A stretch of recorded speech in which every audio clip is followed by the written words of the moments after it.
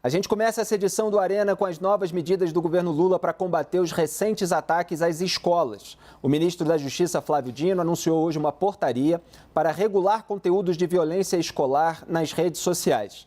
Dino disse que as plataformas podem até ser banidas caso não cumpram as novas regras. Vamos ver. Nós temos, em seguida, dois caminhos que nós vamos adotar concomitantemente. De um lado, sanções administrativas, que pode chegar, sim, à suspensão da atividade da empresa. Banimento. É retirado do ar, até que adote a providência.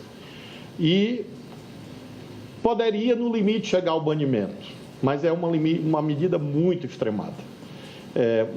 Por isso nós falamos em suspensão, que está lá no artigo 56 do Código de Defesa do Consumidor. E, ao mesmo tempo, acionar o Ministério Público. Então, vamos imaginar que haja essa resistência.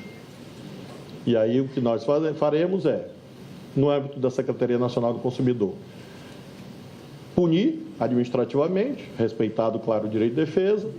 Pode haver medida cautelar no Código de Defesa do Consumidor, medida cautelar administrativa, ou seja, liminarmente é possível suspender, liminarmente, independentemente da conclusão do processo, e isso será feito, quero deixar claro que será feito se for necessário, e representação ao Ministério Público para que nós tenhamos também a judicialização. Um caminho não exclui o outro e conduz ao mesmo lugar. Muito bem, está aí o ministro da Justiça, Flávio Dino, ministro da Justiça e Segurança Pública, falando sobre uma portaria que ainda vai chegar. A gente ainda não tem o texto final dessa portaria. Se chegar a produção ao longo do programa, pode me passar aqui para a gente analisar em detalhes. Às vezes me desagrada um pouco que as autoridades públicas fiquem falando de uma portaria que vai sair e às vezes parecem colocar a carroça na frente dos bois. Vamos aguardar o detalhamento, mas eu quero ouvir o Hélio Beltrão, o que ele acha disso. E já, obviamente, tem uma declaração polêmica porque fala da hipótese de banimento da própria rede social. É claro que depois ele faz um atenuante ali, ele fala, isso numa hipótese mais extremada, mas está dentro daquele debate sobre a regulação, a regulamentação das redes sociais. Boa noite, Hélio, qual é a sua avaliação? Boa noite, Felipe, Madeleine, Janaína, Joel. Felipe, nós temos um marco sobre a internet, já passou há, 10 anos, ou algo assim, que foi extensivamente discutido, que é muito moderno e que determina que, se a justiça determinar que algum conteúdo deva ser derrubado, retirado do ar, ok, a plataforma, então, retira esse conteúdo. Agora, me parece que o que a gente está ouvindo aí inicialmente da fala do Dino conflita frontalmente contra esse princípio e outros princípios do Marco Civil da Internet. E ele está fazendo isso por meio de uma portaria. Isso aí é o degrau mais baixinho do ordenamento jurídico. O Marco Civil da Internet é uma lei, está bem acima na hierarquia. Uma portaria não pode contradizer uma lei. Então, me parece que já nasce com uma pegada de ilegalidade. Além do que, ele está fazendo uma interferência enorme do governo nas redes sociais. Minha opinião é de que a justiça, sim, pode, quando há alguma ilegalidade, algo que vá contra as regras do nosso país, a justiça vai atrás do que for necessário de redes sociais. Mas o governo federal entrar nisso, isso não me parece razoável. Joel, você chegou a fazer algumas distinções no debate que a gente estava travando, porque as declarações do ministro Flávio Dino têm muitas vezes associado os atos de 8 de janeiro com os ataques às escolas, e aí você tem ingredientes políticos e os ingredientes ali de crimes de outra ordem. E muitas vezes, claro, quando vem o componente político, gera toda uma preocupação em relação à regulamentação das redes sociais. Como é que você avalia essa etapa agora com essas novas declarações, já falando sobre uma portaria? Pois é, Felipe, acho que tem muitos temas, muitas distinções importantes que vão ter que ser feitas aqui, talvez a gente faça ao longo da discussão. Eu acredito que, neste momento, juntar essa discussão, a gente está falando dos ataques às escolas, juntar isso a qualquer relação com 8 de janeiro, com polarização, extremismos políticos, neste momento é um erro, porque agora a gente precisa de operações focadas nas causas diretas desses atentados. E por mais que, tá bom, o clima de extremismo político, de uma maneira difusa, talvez contribua com isso, mas não é uma causa direta. A gente está falando, por exemplo, dos mecanismos psicológicos de contágio, no qual, nesse momento que a gente está vivendo, com ameaças às escolas, tem até promessas de ataques para os próximos dias, nos quais cada notícia dessas, cada terrorista ou perpetrador que se mostre nas redes sociais pode levar ao contágio de outros, as cenas dos crimes podem levar outros a quererem imitar. Neste momento, num momento assim, num momento de crise, vamos dizer assim, que a coisa está conflagrada, me parece bastante prudente que sim, as autoridades tomem alguma medida para dizer, peraí, agora você não vai ficar publicando isso, porque pode produzir novos crimes. A gente precisa da cooperação das redes sociais, em primeiro lugar, para ir atrás de quem estiver falando, de quem estiver divulgando, de quem estiver tramando, de quem estiver incitando a violência, tá? E nesse ponto, acho que a Madeleine vai saber falar muito melhor do que eu. Parece que o governo e a política em geral está bastante defasado no que, quais são os meios, quais são as redes, onde é que realmente os crimes são anunciados e tramados, tá? Esse é um ponto. E o outro ponto é o controle do conteúdo. Não permitir que a informação divulgada de maneira irresponsável sobre alguns crimes acabe servindo, num primeiro momento, para criar novos crimes. Tem muito a ver com esse pacto que a imprensa fez. A maior parte dos órgãos de imprensa, pelo menos da grande imprensa, da imprensa profissional brasileira, fez. De dizer, olha, ocorreu o ataque, não veicularemos as imagens, não ficaremos dando destaque à pessoa do assassino, porque tudo isso pode ter um efeito danoso socialmente de contágio. Então, ligado a isso, me parece sensato, sim, que o governo tome algumas medidas para que isso já não está acontecendo na imprensa, por um pacto voluntário, que também não aconteça nas redes sociais. Espero eu que também por um pacto voluntário das redes. Madeleine Lasco, bem-vindo mais uma vez, bem-vinda mais uma vez ao Arena, minha parceira de tantas lives e autora do livro Cancelando o Cancelamento. Então, está muito integrado a esse assunto também de regulamentação de redes sociais, os seus estudos, né? E como é que você avalia essa iniciativa do governo num momento tão sensível? É oportunista e eu tô assim, passada porque eu não estou entendendo em que medida isso enfrenta a questão dos tiroteios nas escolas.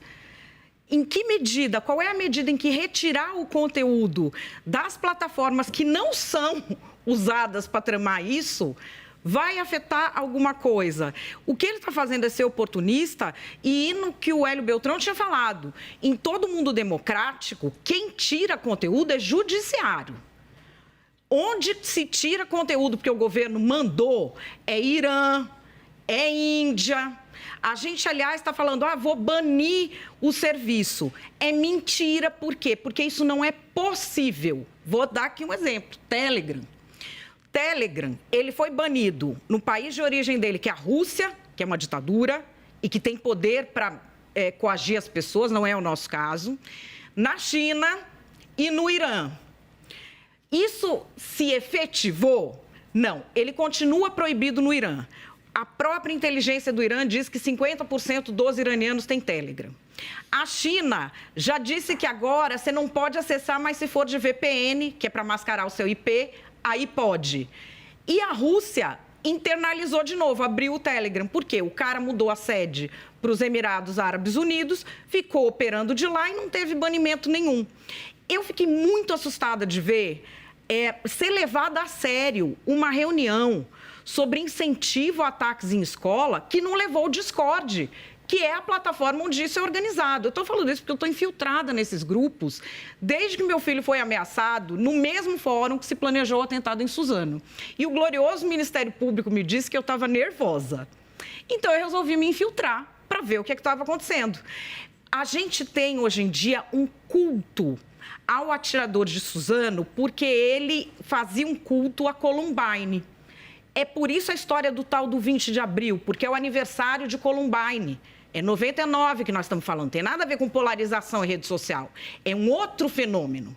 Então, o que a gente está tendo aqui é uma ação populista que não está atacando esse problema e está dando às pessoas, sobretudo aos pais, aquele pânico de ninguém está fazendo nada.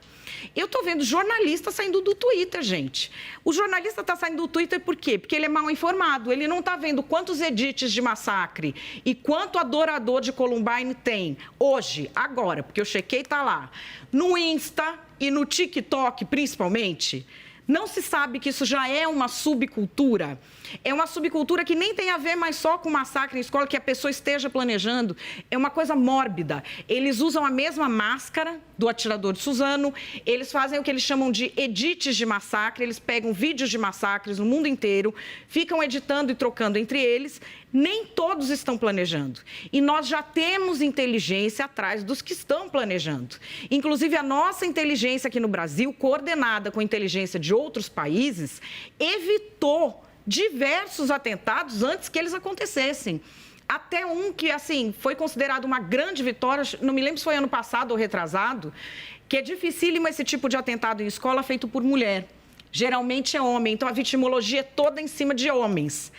E aqui se evitou no Distrito Federal um feito por mulher, que era uma vitimologia, isso foi com a ajuda do FBI, muita gente acompanhando. Então, assim, o trabalho sério já está sendo feito.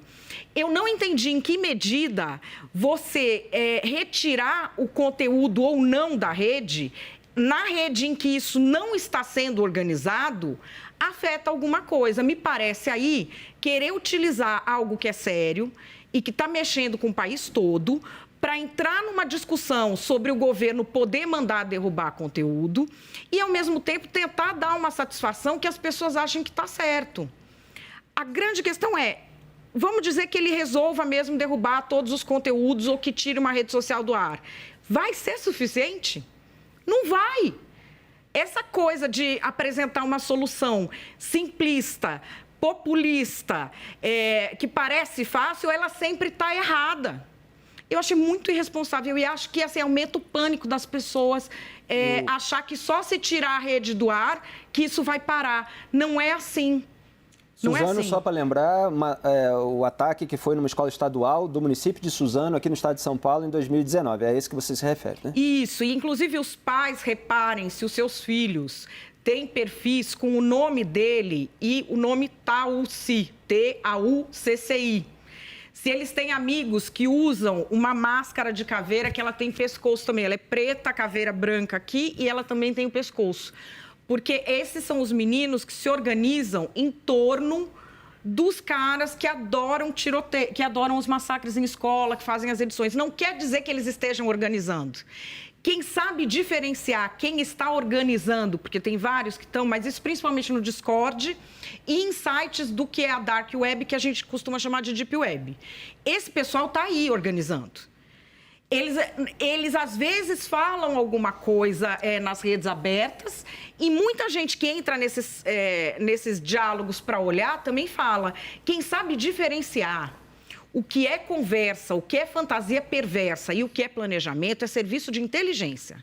Janaína, o que já dá para usar de alerta aí em relação a essa possibilidade da portaria? Eu estou estranhando o tom do ministro. Durante a pandemia, as plataformas agiram até de maneira abusiva, na minha percepção, derrubando postagens inocentes de divergência com relação a medidas. As plataformas se uniram e derrubaram.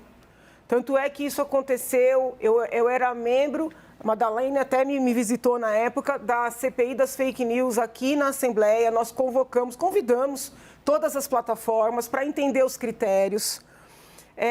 Então, eu penso que o ministro esteja aproveitando o ensejo para fazer o que o governo petista já queria fazer nos governos anteriores, que é limitar, sabe, as redes, limitar a manifestação, a expressão. Não podemos esquecer que durante todo o processo, na verdade, o período que antecedeu o próprio pedido de impeachment, houve o boom da internet, o boom das redes sociais, as pessoas começaram a se comunicar. Infelizmente, talvez falte um pouco de discernimento em alguns momentos, mas nós não podemos correr o risco de perder esses canais de comunicação. E essa liberdade assusta muito o PT, assusta muito a esquerda. Então, assim, vamos dialogar, vamos ler essa portaria, mas eu não consigo dissociar o tom do ministro usando algo que é sério, uma situação que é grave, para fazer o que o PT sempre quis fazer e o Lula anunciou em vários momentos da sua vida política.